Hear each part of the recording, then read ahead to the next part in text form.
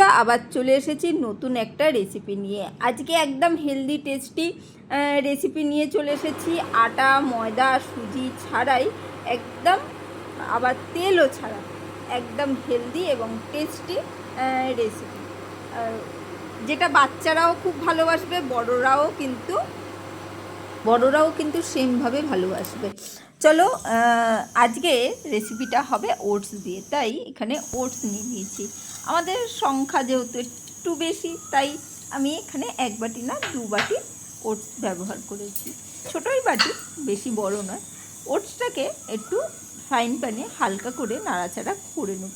তাতে কি হবে, ওটসের যে একটা কাঁচা গন্ধ থাকে, সেই গন্ধটা চলে যাবে, আর কেউই বুঝতে পারবে না, বেশ আনন্দ করে খাবে। সেই জন্যে ওটসটা একটু ভেজে নিলে খুব ভালো হয়, তাই হালকা করে ভেজে নিচ্ছি। যারা দেখতে শুরু করেছো তারা একটা লাইক দিয়ে দেখতে শুরু করে দিও, আর যারা নতুন বন্ধু, অবশ্যই, যদি বন্ধু করা না থাকে তাহলে অবশ্যই চ্যানেলটাকে সাবস্ক্রাইব করে দিও।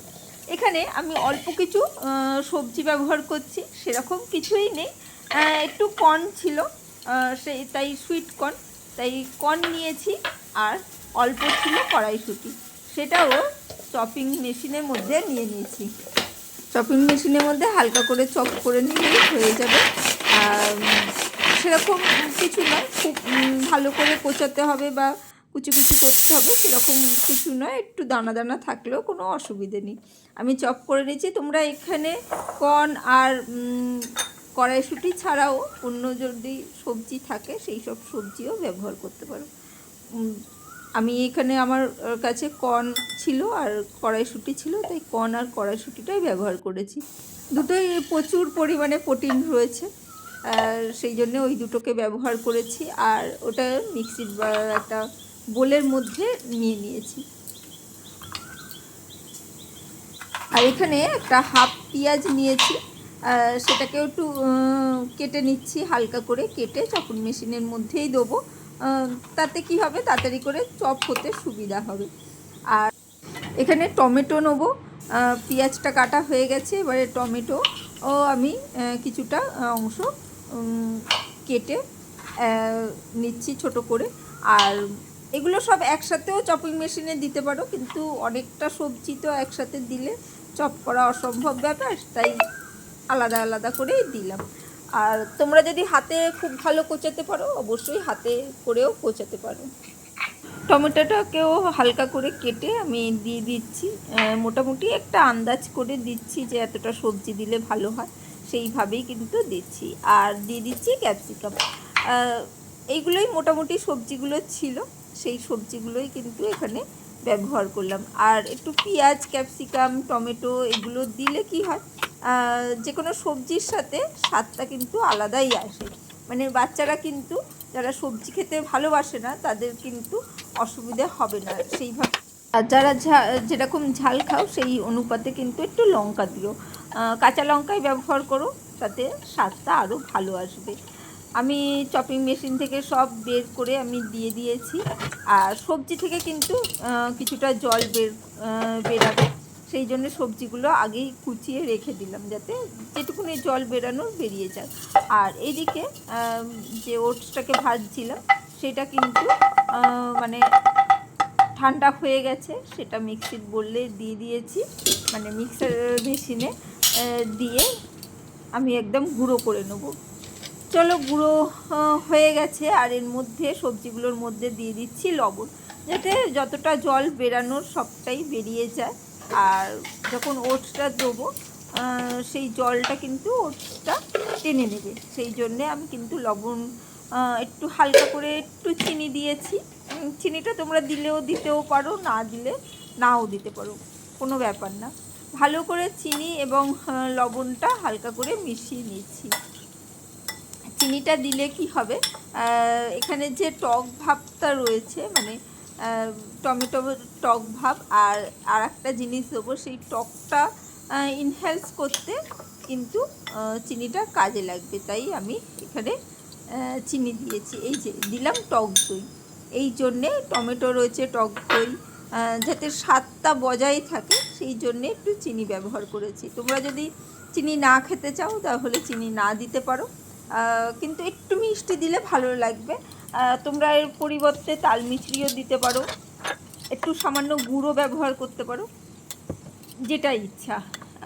1 বাটি মতন টক দই দিয়েছিলাম, আর ওটসের পাউডারটা আমি দিয়ে দিয়েছি, দিয়ে ভালো করে মিশিয়ে নিচ্ছি। দেখো টক দই তারপরে সবজি থেকে যে জলটা বেরিয়েছে, মোটামুটি দেখো ওটসটা ভালো করে কিন্তু মিশে যাচ্ছে। প্রথমে কিছুটা মিশিয়ে নিলাম, তারপরে বাদবাকি ওটসটা কিন্তু দিয়ে দিয়েছি, দিয়ে আবারও মিশিয়ে নিচ্ছি। দেখো বেশ নরম নরম কিন্তু ওটসটা মাখা হয়ে গেছে। পুরো মিক্সির বাটি করে কিন্তু আমি ওটসটাকে গুঁড়োটা পুরো ভালো করে মিশিয়ে নেবো। আর সামান্য একটু বাটিতে, যেই বাটিটা দই নিয়েছিলাম সেই বাটিতে একটু জল নিয়ে এর মধ্যে দিয়ে দিলাম সামান্য, সেটা দিয়ে মিশিয়ে দিলাম। মিশিয়ে দেখো এইভাবে ঘন ঘন একটা ব্যাটার মতন তৈরি হয়ে রয়েছে। একটু চাপা দিয়ে রেখে দিলাম কয়েক মিনিট, মানে 5 মিনিট রেখে দিলেই হবে। তার মধ্যে আমি একটু ধনেপাতা কুচিয়ে নিই। ধনেপাতাটা দিলে কি হবে, বললাম না, যে কোনো বাচ্চা যারা সবজি একদমই খেতে ভালোবাসে না তাদের কিন্তু এই সবের জন্যে তারা কিন্তু বুঝতেও পারবে না কি কি তুমি সবজি দিয়েছো বা কি, বাচ্চারা কিন্তু না বুঝেই কিন্তু খুব ভালোভাবে খেয়ে নিতে পারবে। দেখো ধনেপাতাগুলো ভালো করে কিন্তু কুচি কুচি করে নিয়েছি। এবারে ধনেপাতাটা ওর মধ্যে দিয়ে দিচ্ছি, লাস্টেই দিলাম, দিয়ে ভালো করে মিশিয়ে নেব। তাতে কি হলো, ওটসটা একটু ঢাকাও রইলো, যেটুকুনি সবজি থেকে জল বেরানো বা ওটস মানে যতটা টানা টেনে নেবে সেই জন্যে কিন্তু 5 মিনিট একটু রেস্টে রেখো, তাহলে সুবিধা হবে করতে। চলো ভালো করে মিশিয়ে নিয়েছি, এবারে একটা চাটু বসিয়ে নিয়েছি। চাটুর মধ্যে খুব সামান্য একটু তেল দিয়ে অয়েল ব্রাশ করে নেবো, খুব সামান্য। ননস্টিকের চাটুই নেবে, তাতে করতে সুবিধা হবে। আর এখানে আমি একটা পুরো বড় পিস একবারে করে নিয়েছি, যাতে খুব তাড়াতাড়ি মানে 5 মিনিটে হয়ে যায়, সেই জন্যে একদম তাড়াতাড়ি কিন্তু এইভাবে করে নিয়েছি। আর তোমাদের যদি হাতের সময় থাকে অল্প অল্প করে ছোট ছোট করেও এটা করতে পারো।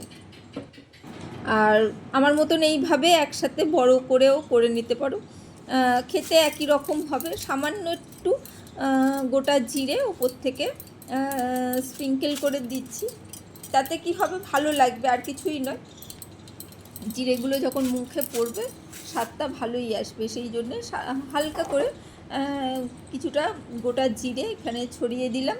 দিয়ে গ্যাসের ফ্লেমটা একদম লো করে রেখে আমি এবারে ওটসের পেস্টটা যেটা তৈরি করেছি সেটা পুরোটাই কিন্তু আমি দিয়ে দেবো আস্তে আস্তে।